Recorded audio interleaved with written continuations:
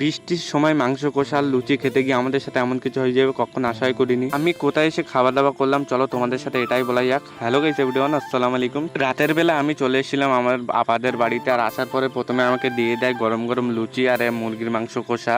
দেখে তো আমার মুখে একদম পানি চলে আসলো, আর সাথে ছিল স্যালাড। ওই জন্য আমিও খাওয়া দাওয়া স্টার্ট করে দিলাম, আর খেতে তো খুব সুন্দর হয়েছিল। তারপরে কিছুক্ষণ খাওয়া দাওয়া কমপ্লিট করে আমি ফাইনালি শুয়ে পড়লাম। আর চলো তোমাদের সাথে দেখা হচ্ছে সকালবেলা। তারপরে সকালবেলা ঘুম থেকে উঠে আমার কিছু ভালো লাগছিল না, আর একদিনের জন্য আমার কাছে হয়ে গেল আমার আঙুলটাই হচ্ছে ব্রাশ। ওই জন্য ব্রাশ করে স্টার্ট করে দিলাম বসে বসে। তো একদমই ভালো লাগছে না। সকালে হচ্ছে বৃষ্টি, রাতের বেলা হচ্ছে বৃষ্টি, আর কিছুক্ষণ পরে দেখলাম এখানে একটা মাছ চলে এসছে, আর আপা দেখছিলাম এখানে মাছ নিচ্ছিল। আর এই দাদুটা এখানে মাছ এনেছিল, তেলা মাছ আর পোনা মাছ আর কিছু চিংড়ি মাছ ছিল। আর ওইসব দেখতে দেখতে আমি চলে আসলাম ঘরে, আর সকালের নাস্তাটা কমপ্লিট করলাম ফাইনালি। তারপরে রুমে বসে বসে যেহেতু ভালো লাগছিল না, ওই জন্য চলে এসেছিলাম একটু পুকুর ধারে, আর আমি আর রেহান এসেছিলাম এখানে। তারপরে এখানে কিছুক্ষণ ঘোরাফেরা করার পরে ফাইনালি আমরা চলে আসলাম বাড়িতে। আর আসার পরে আমি আর রেহান এখানে বল খেলা করছিলাম, যেহেতু টাইম পাস করতে হবে আমার। রেহান এখানে একটা বিরাট কোহলির মতো ছক্কা মেরে দিল, আর মারার পরে তো আমরা দুজন মিলে এখন বার হয়ে যাচ্ছি ঘুরতে হালকা পাতলা করে। আর আজকের ভিডিওটা কেমন লেগেছে অবশ্যই কমেন্ট করে জানাবে, আর ভালো লাগলে অবশ্যই পেজটা ফলো করে দেবে।